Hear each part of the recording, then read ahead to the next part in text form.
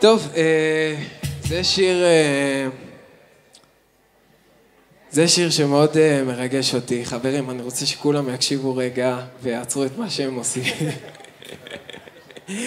איבאלה, כמה אני מתרגש מהשיר הזה. אני הולך להקדיש אותו לחברה המדהימה שלי, שבדיוק עכשיו שמעתם. זה שיר שבעצם כתבתי אותו עליה. אוקיי, לא, כל הקטע... לא, רגע, היא חושבת שזה שיר מסוים, והיא תשמע... יאללה, קיצור, יאללה, נתחיל.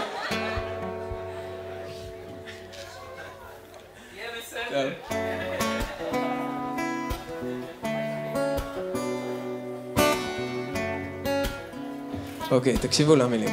גם את, מאמי.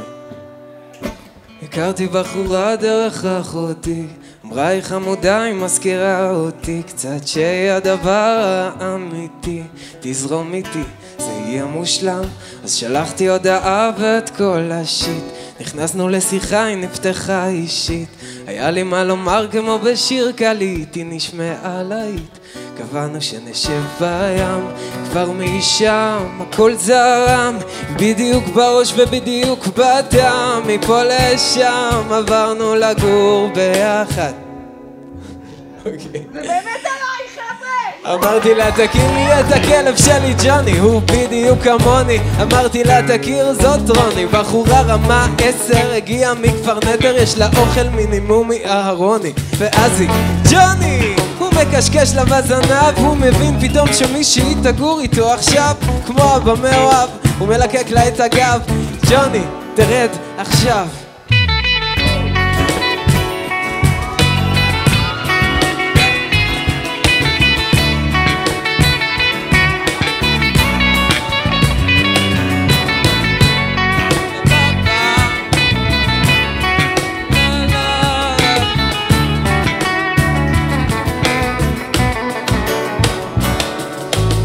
מפה לשם עבר הזמן, מעל שנתיים שהיא כאן, התחילה ללמוד ואני באולפן, ברוך השם יש מספיק מזומן, איתה כל יום זה פן, שמה את הכל תמיד על השולחן, נשבע לכם שאם הייתי מוכן הייתי קורע ברך.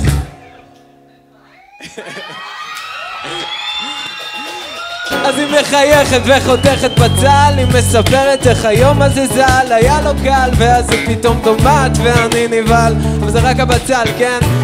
תשק אותה כמו איזה אבל, בייבי אני לא בוכה, אני אישה חזקה, ואם קיבלתי מכה זה פגע לא נורא, תוך כדי מכינה פה ארוחה, קוראת לי נוקו תיתם את זה באמא שלך.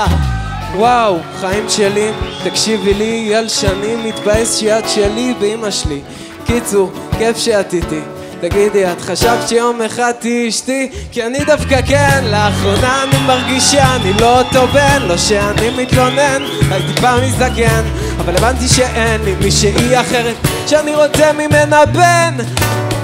בואי נגור פה בקריית שמונה, ונקים פה את המשפחה, נעשה מוזיקה, תגידי מה את אומרת, מה נשמע?